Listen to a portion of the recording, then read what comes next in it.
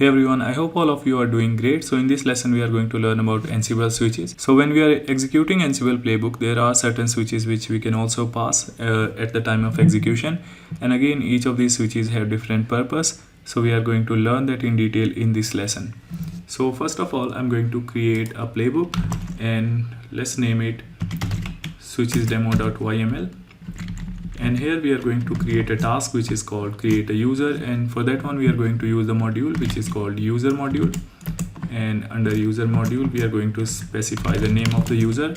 Let's call it Joe, and also we can change the state to present. Okay, so this is going to end up creating a user, and the target machine on which we want to run it is localhost. Okay, so it is basically going to run on the management node. Now I'm going to save it. One more thing, just open up your inventory file. So in this case, the inventory file which I have is called hosts. Under that, make sure you have localhost available there. Okay, otherwise it is not going to find localhost and it is going to give you the error. So that's it. Now what we are going to do is let's run it using Ansible Playbook. In fact, I'm just going to cancel it, and before that let's do ll /home, and here you can see right now we only have Ansible user, and this is the home directory of Ansible user. So once we create another user, we are going to see a home directory of that user as well. Okay, now let's run it using Ansible Playbook, and then we need to specify the inventory file path which is hosts in this case, and then our YAML file. Okay, now in previous lessons we were running it using only until these commands. Now here we are going to pass the switch. So first one which we are going to use is called Verbosity. So we can pass space -v. So -v is actually default verbosity. So whatever logs you see, let's say if you want to show more detailed log, you can increase the verbosity level to level 2, 3 or 4.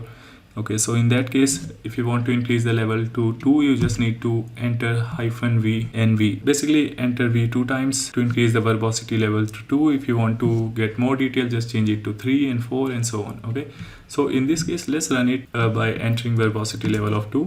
And here you can see while executing it, we also got some additional details. Okay, now for some reason our task has failed. So let's see what is the reason. Cannot lock user. Okay, so basically it tried to create the user, and by default this is running using Ansible user, and it doesn't have really permission to create a new user. Okay, because in order to create a new user, it had to lock this etc/passwd, and we got the error.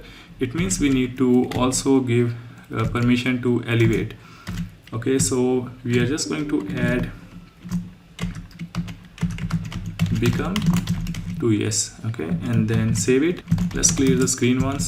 Let's run it again. Now you can see when we run it, you can see we have also got some additional details. Now what if I change this verbosity to 3 and run it again? Now you can see we have in fact got now so much additional details. So basically we will be increasing the verbosity level whenever we want to do some sort of troubleshooting.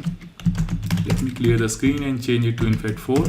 And now you are going to see even more detailed execution logs. Okay, so whenever you want to troubleshoot, do some sort of troubleshooting, and your, let's say, playbook is failing, or maybe playbook is executing successfully but you are not really seeing the outcome which you were expecting after executing that playbook, in that case you can change the verbosity level and see the logs. So these are the execution logs. So now let's clear the screen and let's do ll/home. So we can see there is a home folder created for Joe as well, which means our user has been created successfully. Now let's do one thing.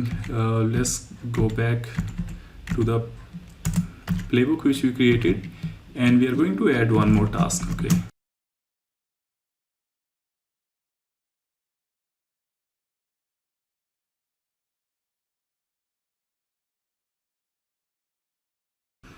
and let's save it. Now if I just run it as it is, okay, I'm just going to remove this verbosity switches. I'm going to run it, and if I execute it, you can see all of the 3 tasks have executed successfully.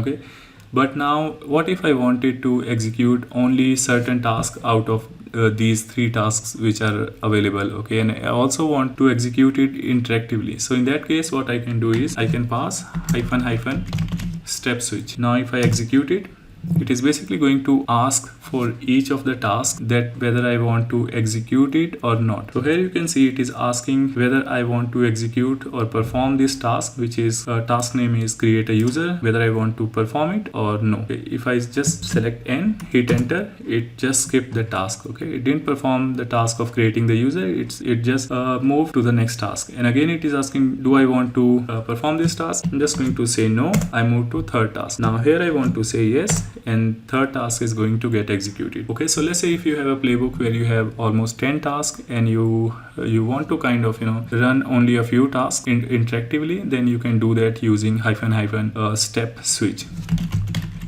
Now the other switch which we have is called check switch. Okay, so what this is going to do is it is not going to perform the task, but it is only going to check and going to tell you that what is the change is going to happen. So for example, if I run it, let's see the output. Okay, so you can basically see right now actually we haven't turned on verbosity, so let me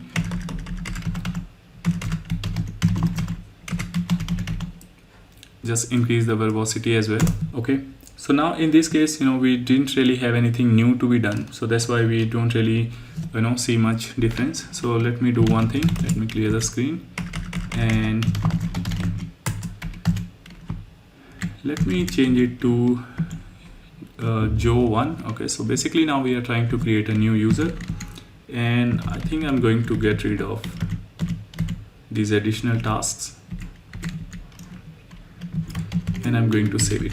Okay, now if we run it, now just remember we added Joe1, so I just want to show you home directory as well. So we do not have home directory for Joe1. Okay, so which means Joe1 doesn't exist as of now. Now I'm going to run this again,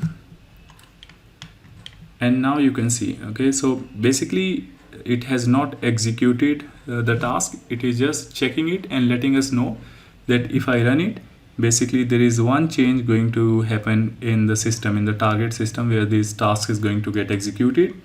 And since we also turned the verbosity on, we can see that basically this changed is set to true, which means this task is going to take effect.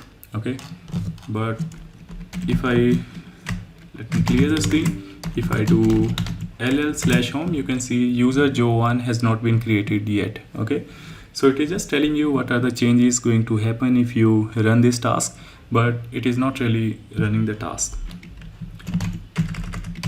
So it is good to use in production, especially if you are you have created a new playbook and you are intending to run it on, let's say, very larger environment of, let's say, thousands of servers. So you may want to check this playbook before actually running it.